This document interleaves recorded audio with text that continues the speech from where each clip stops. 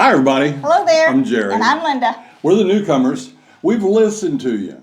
You requested that we put together a collection of the bubble wrap features that we include on our Mailbag Monday. And this is volume 1 in that show. Now, for those of you that don't know, what does bubble wrap mean? Bubble wrap refers to the bubble. The Villages is known to be Under a bubble. Not really, but we're all in 55 plus community, and we're all in one big large community. Let's say we're sort of protected from the outside world, and it feels like it sometimes. And rap, of course, is rap like let's talk, let's rap. So that's where we got the word bubble wrap. Peter each week brings us a feature on unique things to do around the house. You may fix this or that, and then today we've collected 5 of the very best episodes, like Blown breakers. and donut holes. Pesky fire ants. He's going to show you how to clean out your sprinklers.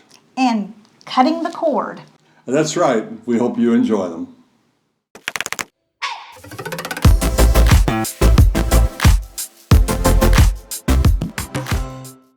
Hi, Jerry and Linda. You guys talking about your freezer and the breaker that kept blowing got me thinking about a situation I have at my house where I had a breaker continuously blowing, but I think I've come up with a solution. Here's my breaker panel, and there's the offending one called weatherproofs. This is an Eaton circuit breaker, and you can see there's a little test button there, which you can, it throws the breaker for you to make sure it's going to happen. These are what are called GFI, or ground fault interruption breakers. In my case, I found my outside lighting was not coming on. I've got these little lights in the yard, make it all nice and festive for outside here, but they were not coming on, and I found out the breaker kept blowing. If the voltage bleeds off in an electric cord or in a circuit, it will trip. They also make some that you can leave your cords plugged in that cover up and close with your cord plugged in.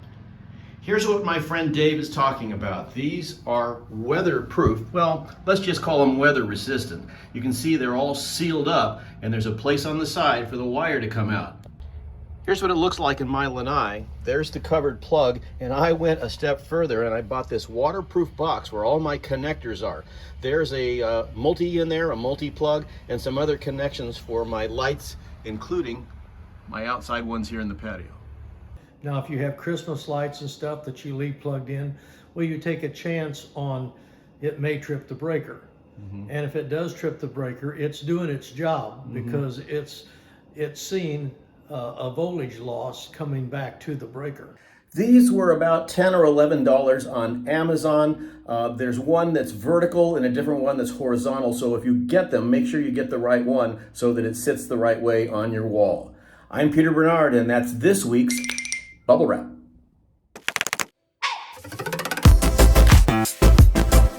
With spring right around the corner, it's time to cut donuts in your yard.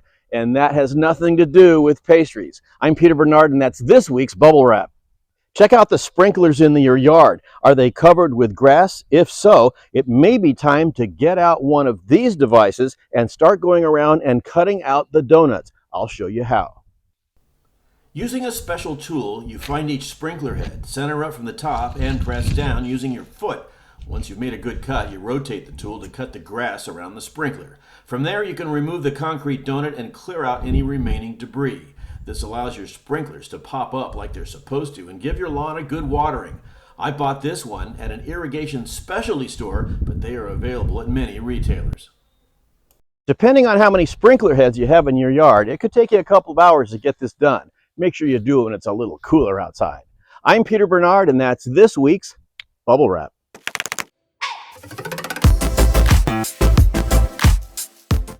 Hi, Jerry and Linda. They're the scourge of Florida, fire ants. You might have them in your yard right now because it is the season for them. Coming up on this week's Bubble Wrap, I'm going to show you how to get rid of them. I can't tell you how many times I have been bit or stung by fire ants. They're in the yards all over the villages, but there's a simple way to get rid of them. It involves a product called Amdro.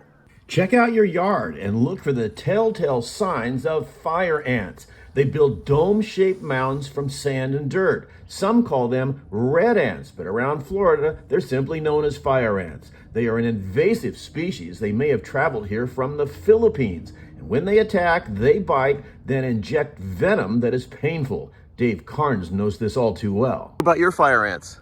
Well, I took my blower and I thought I'd just blow all the sand away.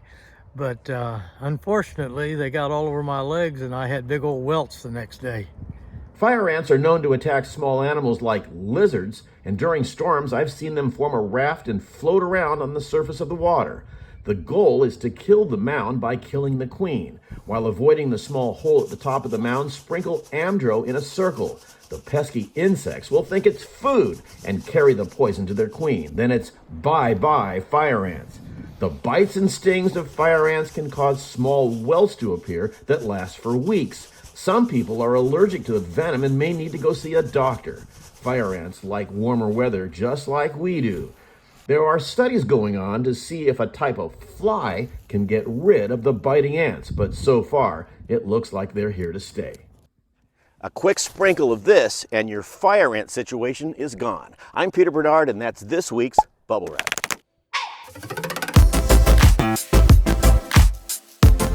Springtime is here. It is time for some maintenance on your sprinkler system. I'll show you how to clean the filters. It's a pretty easy job. It's that time of year when our sprinklers are running more than usual to keep our lawns and shrubs healthy. You may want to adjust the length of time each zone runs to take into consideration Florida's dry season, which runs from March to May. When the summer rains kick in, you can back them down. You may also notice that a few of your sprinklers are not running at full tilt, and that could mean a clogged filter. Loosen the top of the sprinkler so that you can pull out the mechanism. And then, when you have it out, you're going to compress this down and undo this little top. And look how dirty that is. Alternatively, you can remove this filter, take it into your wash basin inside your garage or in your kitchen, and spray out all that gunk. Reassemble it by clicking that filter back into place, take that little cap and put it on, and then the filter goes on, and that will screw down into place. Next thing you do, put it back into the riser cap and screw that back in. You might want to do this in the early morning so it's not quite so hot and you don't sweat so much. You do these on every single sprinkler head you have in your yard. It might take some time. I'm Peter Bernard, and that's this week's Bubble Wrap.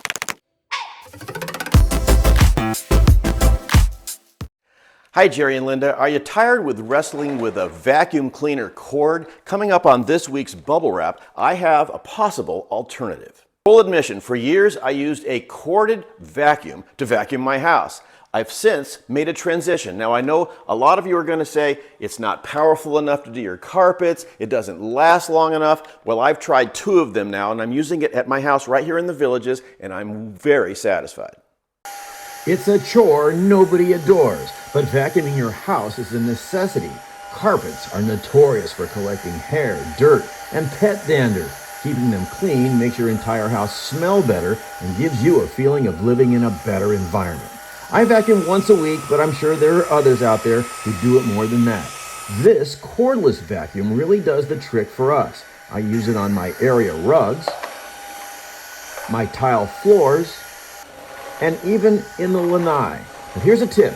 Make sure your floors are dry. I ruined our last cordless vacuum by sucking up small amounts of water in the lanai. Bad idea. I burned out the motor. I know there are many who swear by their old Hoover, Dyson, Shark, Eureka, and many still have that trusty old Kirby. I understand. But for me, bagless is the way to go. Let's take a look at what this thing picked up. There's a little canister that is removable, and come over here, you can see I'm going to hit a little button there, and out comes the gunk that I just picked up. Now, full disclosure here, I have 2 cats, so there's lots of cat hair. You might even call this a disposable vacuum cleaner. It's cheap enough to replace every 3 to 4 years, but I like the features on board. You get a constant battery readout, and you can increase or decrease the suction on the fly. That's helpful for deeper pile carpet. I recharge on my closet wall, but a full charge is enough to do my entire house. If you live in a patio villa here in the Villages or something similar, you are golden.